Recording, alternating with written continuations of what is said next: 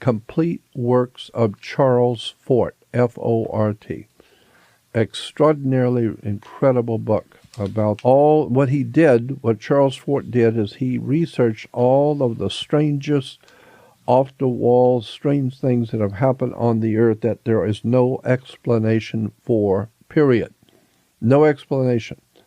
And he documents it, page after page, footnotes, everything, where the article appeared, who wrote it, what page it was on. That's the glory of his book, is that everything is documented. And the stuff he talks about in his book is just incredible, to think that these things have actually happened on the earth. For instance, I'll give you a couple examples of the kind of thing that's in his book that actually happened. And he gives you the footnotes of the newspaper it appeared in, and what day, and who wrote the article, what page. And it happened in mid-California, in the middle of California. It's only happened, I think he said, twice. It's happened in the same city. And it's a little city in mid-California. And the first time it happened was back in the 1870s sometime. And the other was in the early 1900s. In the same identical little town in California, on a crystal blue sky, no clouds in the sky, completely clear sky, huge 2, 3, 4, 5-ton stones fell out of the sky onto the town. Some of them weighing 5 to 6 tons. But they come falling out of the sky onto the town. But they don't fall at the normal rate. It takes all day for them to come down. They're coming down very, very slow. It takes all day for them to come down out of a crystal blue sky. So they're not falling at your typical speed of, what, 9.8 feet per second squared? It's just meters. It's some kind of a time-space... Thank you. It's some kind of a time-space continuum crossover where... Now, this was witnessed where people saw this? And yeah, it's in the newspapers. People were out there watching it. They took pictures of it. It was in the newspaper with these big stones, some of them, like I said, 4 and 5 tons apiece, falling out of a crystal blue sky on this little town. But what was interesting is they went on to say that when the stones were finally, after all day coming down, it takes all day to get here, when it finally hit, it would bury itself into the ground. The sand would blow up, as it normally would, in slow motion. Everything was in slow motion. When it buries itself, it would bury itself exactly how deep it normally would bury itself. But it wouldn't happen quickly if it happened. Take it all day long. That's almost like a different, as we discussed in one of the earlier shows, is a different it was a time, frequency or different a time. What do you call it? Time-space continuum or something. And there was an older man. He passed away, a dear friend. I've known him for many years. He was 90-something years old. I used to go visit him because he had a wonderful mind, fascinating man, knew a lot about law and all kinds of strange things. He had been in the service for many years in the Navy and retired. And I went to visit him many, many times and sit and chat with him and listen to all the old stories of the old days in the military and all that kind of thing. And but he was telling me, and that reminds me, I want to tell you something else. I'm going to write her name down. But anyway, he was telling me that when he was flying, he was I guess a squadron commander or something like that in the Navy. And this was back in the 40s, late 40s, early 50s. And he said, as I was in the lead plane, and I was the captain of the lead plane. I had a bunch of them following me. And we were out over the Bermuda Triangle. And he says, I told my co-pilot to take over because he was going to the boys' room. He was going to the bathroom. So he said, I went in the bathroom and I came out. But when I came out, I was in a different plane. I was on a totally different plane. And he said, everybody looked at me like I was crazy. And I'm wondering, where the hell am I? In a totally different plane. And the guys in the plane, they're looking at me, and he says, and they were in uniforms that was older uniforms, like from the very early Air Force days. And he said, I could tell the uniforms were not the modern ones I was wearing. And he says, and they looked at me, I looked at them. And he said, and I walked past them, and nobody said anything because they were so startled to see me. And I'm startled. He said, I'm walking up to see who's flying this plane. And there's a captain sitting there, and he said, I talked to the captain. I asked him, what are you doing? What are you doing in this plane, and where am I? And the captain said, who the hell is this guy? He says to his co-pilot, who is this guy? Did he stow away on this ship? And the captain says, I'm going to put him under arrest, and we're going to, when we return, we got to find out who this guy is. He stowed away on the ship. And he said, I didn't stow away on any ship. I'm a captain. See the credentials here? I'm a captain in the Navy. And he said, the other captain said, well, you may be a captain in the Navy, but on this ship, I'm the captain, not you. And so I run this ship. And so he says, so we stood there arguing with each other. And he says, so I looked at the controls, and I couldn't fly this plane anyway.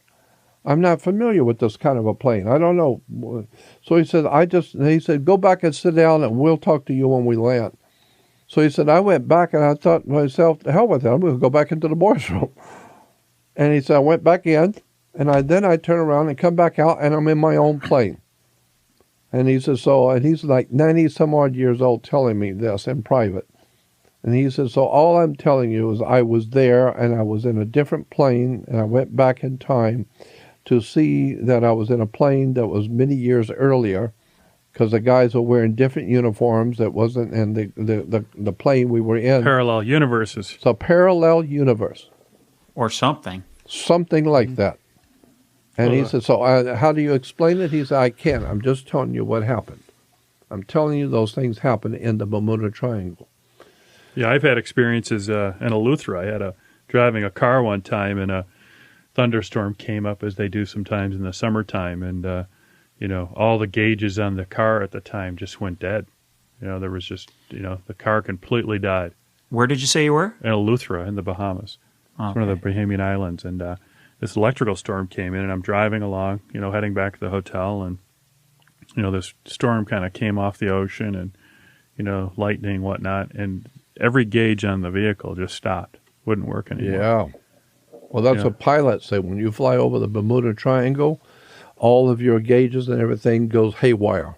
Everything. There's all flips out. There's a lot of that there. Well, that goes into, as we've talked about in the past, and if you get into the different vortexes and the different, the longitude and latitude lines, even where you'll find, certain churches. And what's that island off of on the southern coast of England that has a lot of that as well? It's Isle of Wight. Yep, Isle of Wight. Isle of Wight is where a lot of the longitude, latitude, and you'll get a lot of those ley lines. And a lot of the big churches around the world are set on the ley lines. Rose median and ley lines. Yeah.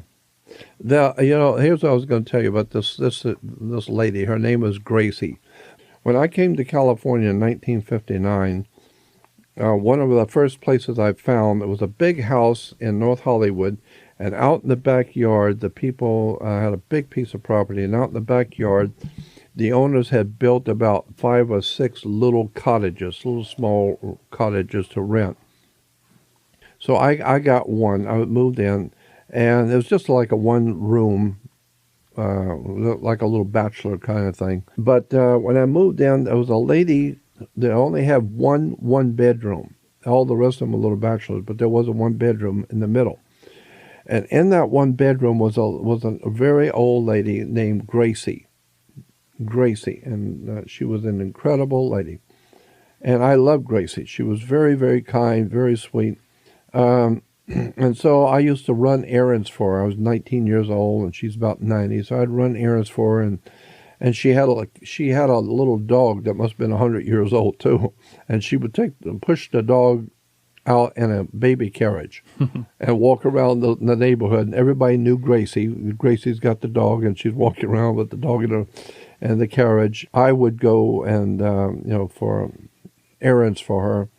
So one night she calls me and she said, "Why don't you come over for dinner tonight?" I said, "Love to." I'd never been in her house before, her one-bedroom apartment. When I walked in her front room, I was shocked. She had all of these pictures all over the wall. It must have been 30 or 40 of them. Beautiful pictures all over the walls of all the top gangsters in the world. Al Capone, Legs Diamond, Meyer Lansky, Lucky Luciano, Bugsy Siegel, all the big shots, all these pictures, and she was a beautiful dance hall girl in Chicago, beautiful girl. But she was in with all the top guys, period, all the mafiosis and gangsters. She said, I knew them all. They were all my friends. And so I said, Gracie, I said, this is incredible. You knew all these people? And she said, I knew them all. I said, tell me about these people. And she sat there for the rest of the evening and gave me all kinds of background on all the different mafiosi gangsters and who they were, what they were doing, who was working with who. Al Capone, she was, and she knew all these guys from back in her dance hall days in Chicago. She was a beautiful girl, and all the guys, and she said they all were very generous to her, always throwing money at her. And she said so she had a couple of pictures where she was actually sitting on Al Capone's lap with a bunch of other guys all around. And Capone's obviously having a ball. He's laughing with her. So I said, tell me about Capone. And she said, I asked Al that very night, I asked him in front of everybody, how is it that you are able to do what you do, and everybody in the world knows who you are, they know your face, they know what you're doing, everybody in town knows who you are, the government knows who you are, and nobody ever bothers you. You just go, you just do what you do and get away with it. How do you do that? How do you get away with something that everybody in Washington, D.C. knows who you are and what you're doing? Everybody in Chicago knows who you are, but nobody bothers you. And he said, Gracie, he said, and this is what she told me. She said, Al Capone said to me, Gracie, I am merely a small cog in a big operation. I have masters above me I answer to. It goes all the way up to Washington, D.C. I'm their boy. I take care of business for the guys in Washington, D.C., in Philadelphia, for the big shots that run this country. I take care of business for them that they don't want to do. And for that, they let me play my games and do my thing. That's it. We got an understanding. That's why I love those movies, The Godfather 1, 2, and 3.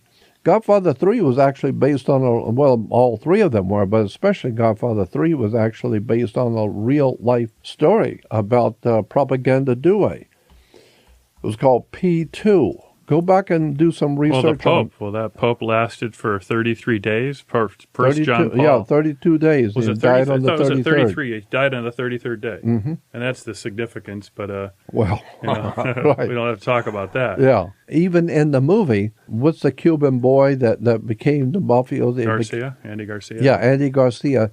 Twice Andy Garcia says in The Godfather 3, twice he mentions it was P2. He says to Al Pacino, so-and-so was there, and it was P2 did this, and P2 did that. That's Propaganda Due, P2 Lodge, operating within the Vatican. So it was a profoundly evil occult order, assassinations, killings, child abuse, all kinds of stuff going on with this a group called P2. Look it up. Go out and look it up on the web and go to the library. The interesting thing is who's actually giving them the orders. And that's the question you asked. Yeah. The question is, was P2 running the Pope or was the Pope running P2? Well, the new Pope, that Pope that was coming in, had told the cardinals, do not make me. That was in the book. There were many books written about P2, and they said, some of the investigators were talking about, one of them was called God's Banker. He was found hanging from a bridge. Right, exactly. He was found hanging in London, on the London Bridge. One of the main bankers for the Vatican was found hanging from his neck, hanging by his neck on the Blackfriars Bridge in England. Why? Because he screwed up some kind of a financial deal that cost the Vatican billions of dollars. And if you cost the Vatican billions of dollars, you got to know they're going to kill you. You're not gonna screw up some kind of a big business deal or dope deal or drug deal or something. Whatever it was that Lucio Gelli and Roberto Calvi. The Calvi was the one that was actually found hanging. He was the one hung. He was the the one that was banker hung, for the right. Vatican. His name was Roberto Calvi. And the bank that he was the president of, which was handling the Vatican money, was Banco Ambrosiano. And Banco Ambrosiano was handling money for the Vatican. Well, in the movie Godfather 3, it shows the mafia right there in the Vatican. Remember? Michael Corleone and his attorney. Who was the guy with the attorney we were talking about before at lunch? What is his name? Very, very good actor, but he played the attorney for Michael Corleone. George Hamilton. George Hamilton. Yep, that's right. George Hamilton. Yeah. He played the attorney for That's Michael right. Corleone. Okay. Remember, George Hamilton. Well, George Hamilton and Michael Corleone are sitting right there in the Vatican. Mm-hmm. And then, if you remember in Godfather 3, on the very beginning of the movie, Al Pacino, the Godfather, is being knighted in New York City, and in the church in New York, and the cardinal is knighting him. Incidentally, when you are knighted with a sword, when the king or queen knights you, and they put the sword on one shoulder and the sword on the other, do you know what that symbol means? It means that you are being commissioned to do something at the point of death. The sword is on you. You are not being asked to do it. You are being appointed to do it. And if you don't do it, I have the ability to take this sword from this shoulder and put it over here on this shoulder, through your neck. So that's what the symbol of the sword on each shoulder is. I'm going to go over your head this time. I'm going over your head. But the next time, I'm going to go through the head. I'm going to go. What is isn't there a law too for a U.S. citizen to be knighted or? Yeah, that's the 13th Amendment says that no American can be knighted. Nobody reads the law America's the books. most lawless country in the world, so we do anything we want. It doesn't matter what the Constitution says. It doesn't matter what the law says. It doesn't matter about nothing. Whatever the guys in power want to do, they do it. What are you going to do about it? So their feeling is, what you going to do about it? So if it's unconstitutional, it's a felony, and it's against the law, so what are you going to do? We run your country. We own it. We own you. So what are you going to do about it? And American people, they don't know. They never read. Nobody knows anything about the 13th Amendment. They didn't even know there was 12 before it, So, but anyway, but in that movie, Godfather 3, twice they talk about P2. P2 was called, look it up, anyone listening to this program, look up some information on just the letter P. P2. It's called Propaganda Due, or P2 Lodge. There's a lot of information out there. Many books have been written by investigators in Italy on the P2 Lodge. And what P2 Lodge basically is, it's a secret society operating in the Vatican, inside the Vatican, that is actually under the auspices of a higher order. It's a Masonic thing, isn't it? Well, it's a quasi Yeah, it's almost Masonic. It was a sect that went off on their own. It was a sect, yeah. It went off on their own. They supposedly had descendants from Masonic, but they're really their own. It was Banco Ambrosiano and yeah, exactly.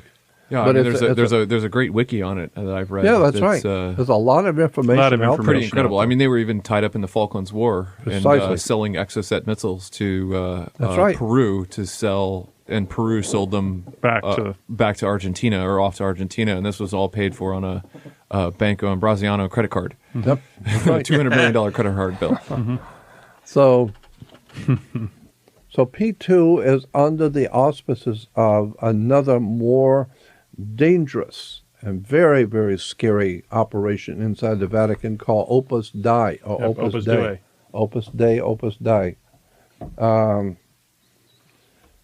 That is a very, very right-wing fascist, totalitarian fascist right-wing Well, Da Vinci Code Nazi. tapped into it a little Yeah, bit. Da Vinci Code touched on it a little bit. Yeah, a little bit. Incidentally, I'm not going to name the company, but there was a company called me and asked me if I would be interested in being a consultant to the motion picture. Mm-hmm.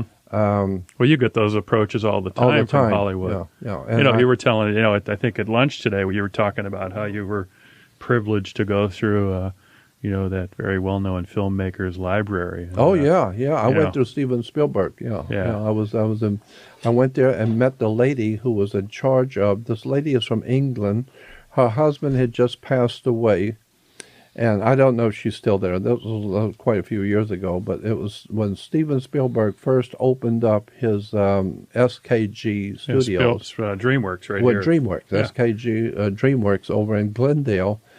And I had an opportunity to go there and to meet this lady who was the head of his research department. And so I talked with her, and then I was invited to come over and talk with her, which I did. And she was telling me, she said, Stephen is a stickler for making sure things are done right on a movie. So any clothes, any terms, words, symbols, whatever would have been there. That's what he wants. He wants everything to be exactly the way it would have been.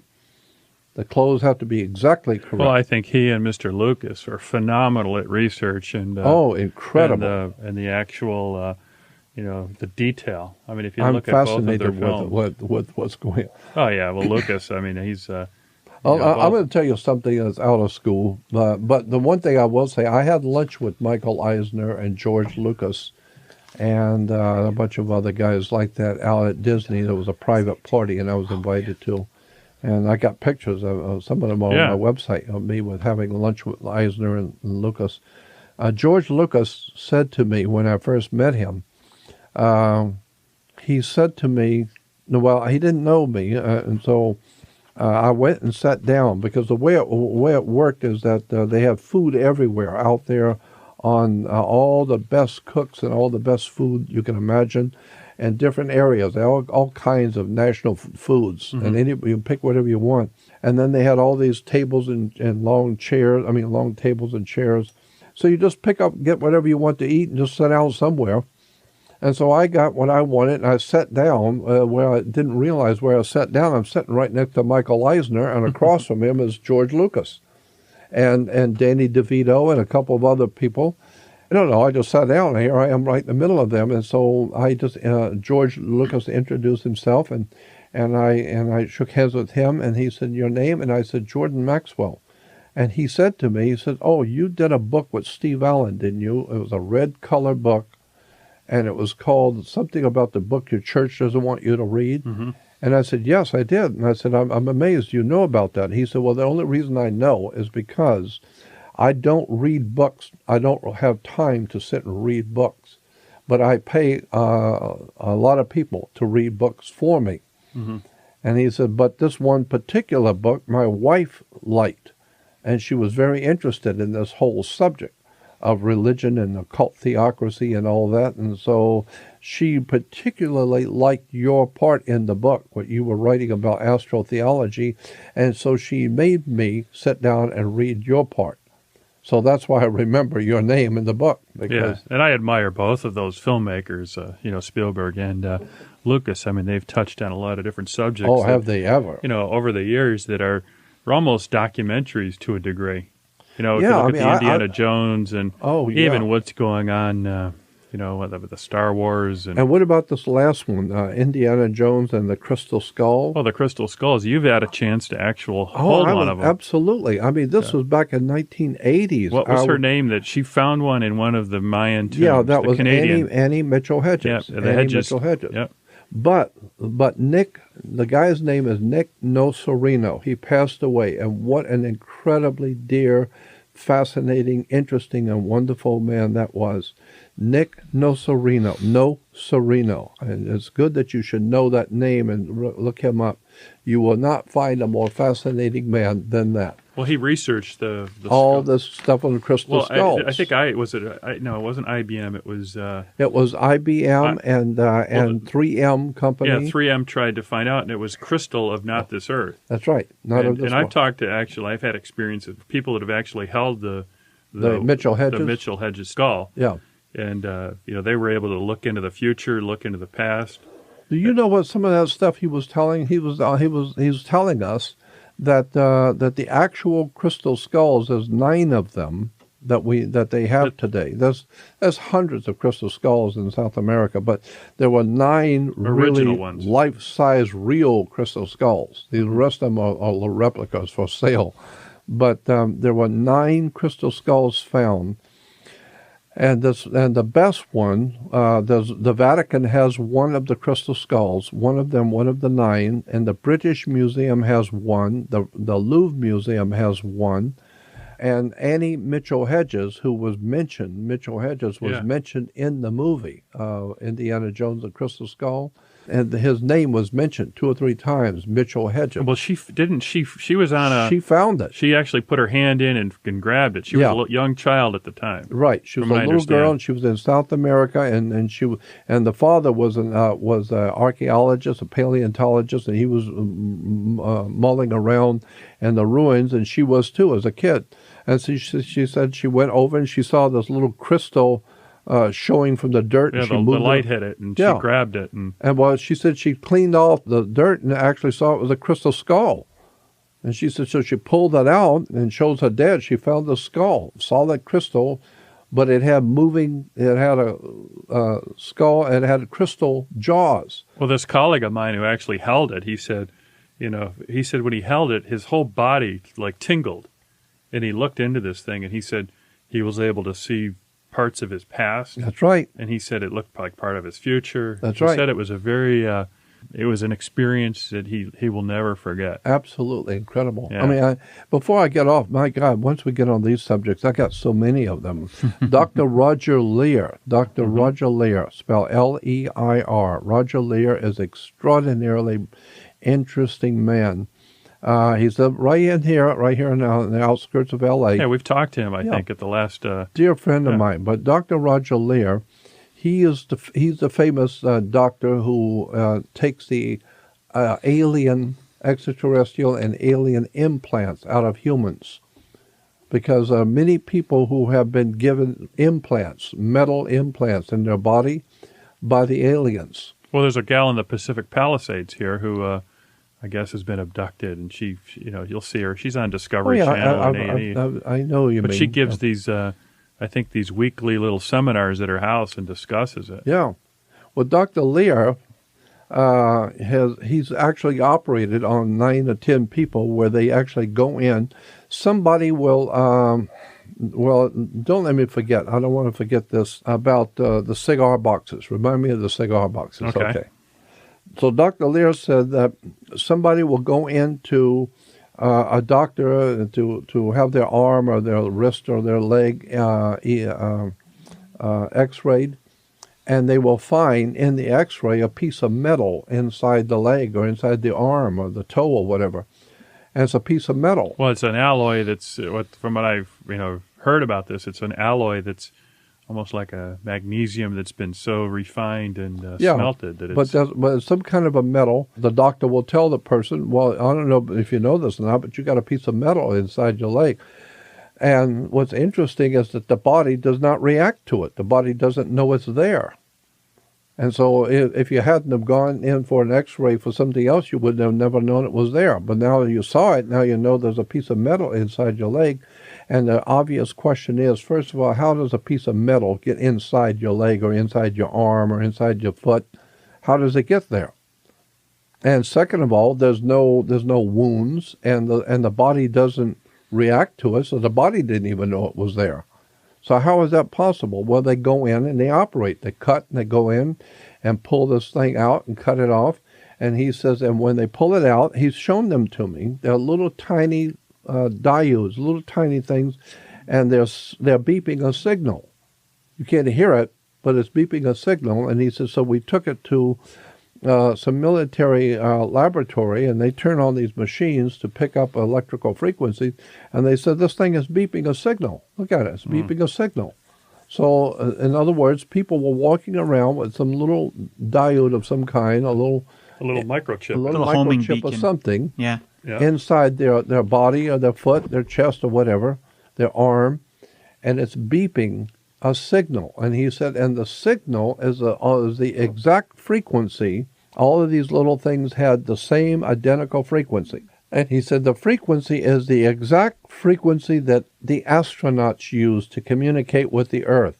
That there's a secret frequency that only NASA knows, that only NASA uses, and only astronauts are allowed to use that one frequency. Only the astronauts So when can you're use in the it. space station, you're communicating back to NASA or JPL. Right. Then That's you where can you're- use that special frequency where nobody can pick it up. Nobody knows about it. China can't read it. Nobody else can. It's a special frequency that NASA has developed for the space and for the astronauts. And he said that's the exact frequency this little thing is beeping at. So whoever had put this inside of you, whoever put this little thing inside of you, he said the thing is wrapped with some kind of a celluloid or plastic wrapping that you cannot take a surgical knife and cut. You can't cut it. It won't cut. And they've tried to cut into it. It can't. won't do it. It's won't it's do a it. material that will. Yeah. It cannot be cut. And yet that cover around this little thing is made of your DNA. It has your DNA in that plastic film that's wrapped around that little beeping device. So somehow or another they take a scoop mark out of your skin. They take a scoop out, and people figure find out it. your DNA mark. And they analyze your DNA. Then they put that DNA into this plastic, and therefore when they put it into your body does not see this thing. It doesn't register it. So therefore you will never see it. You'll never know it's there unless you accidentally happen to go to a doctor and need an X-ray, and then they find it. But now I got a story for you. Uh-oh. Dr. Lear has told me we've sat for hours talking about interesting stuff.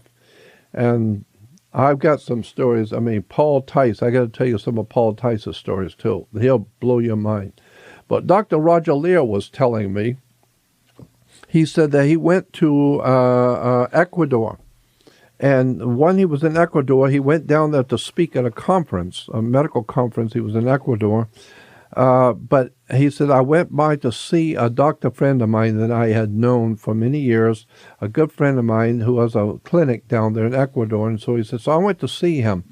Well, this doctor has a little museum that he built down there, and all kinds of strange little artifacts that have been found in the Ecuadorian jungle and the temples in Ecuador have been collected. And he's just a collector, and he's been collecting these strange little creatures and little spacemen and little rockets and all kinds of interesting stuff in this museum. So Dr. Lear said, so I was roaming around the museum with him, and he was showing me all these fascinating little things that have been found in temples, etc. And he said, then the doctor said to him, he said, now I got to show you something really interesting. He said, come to my office.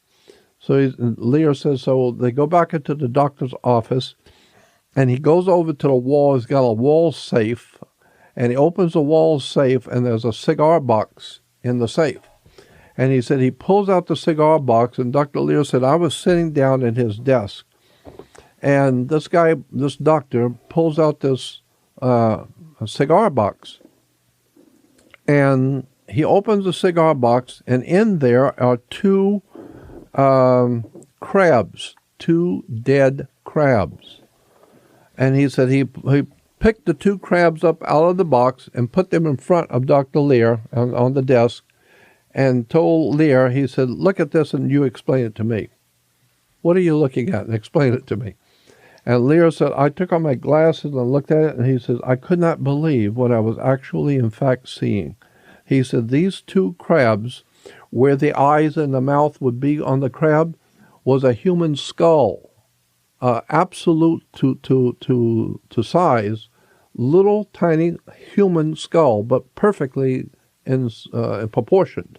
Perfectly proportioned human skull that had a bone in the back of the skull holding it, and it was connected directly into the shell of the crab, so that the skull was a part of the crab's shell, but it was separate, but it was connected by some kind of a bone. And he said, two human skulls, little human skulls looking at me, on a crab, on the two crabs. And he says, I have no idea how to explain this. And he said, I just kept looking at it. I'm thinking, what in the hell am I seeing? And he said, that's right. I don't know either. But it looks like somebody was able to manipulate DNA and were playing around with life and crossbreeding animals with animals and crossbreeding animals with humans. Taking DNA and putting it into an animal, into a fish. Isn't some of that like Plum Island, what they're doing? Exactly. Right off of the tip of Montauk. That's exactly right. And also the movies. Back in 1938, Island of Lost Souls with Charles Lawton. Charles Lawton, back in 1938, made a movie called Island of Lost Souls. In 1965, Burt Lancaster reprised the movie and did it again, called The Island of Dr. Moreau. And then just before Marlon Brando died, he did his last movie, The Island of Dr. Moreau. And this goes all the way back to 1938. Why? In 38, it's because that's what the Nazis were doing. Nazis were crossbreeding animals with humans. That's all, and it's been going on even in America, even in the island of Grenada. Down in the Caribbean, in the island of Grenada. That was the medical school where Reagan sent in the troops to... Exactly. Yeah, and a lot of that's been going on. If you go back into Greek history where they were doing it. That's right. They were talking about the crossbreeding animals with humans. The man and the bull. And that's right. Yep. And so he says, so somebody had the technology and knew how to crossbreed humans with fish, crossbreed humans with animals. And I asked him, I said, look at, all my life I have been told that you can't crossbreed. He said, no, that's not correct at all. We now know that DNA and our knowledge now, we now know you can cross life forms. You can cross, and he was talking about how this government, the U.S. government, along with England, Austria, and Germany, have been working on together crossbreeding animals with humans. I mean, I've been hearing the cloning that's taking place right now with the technology. It's, Well, and look at Hollywood, like my dear friend Dick Gregory always says. Dick says Hollywood does three things. They tell you what your masters who own this earth, what they've done in the past, what they're doing now, and what they're getting ready to do. That's what Hollywood does. They're telling you something in the movies.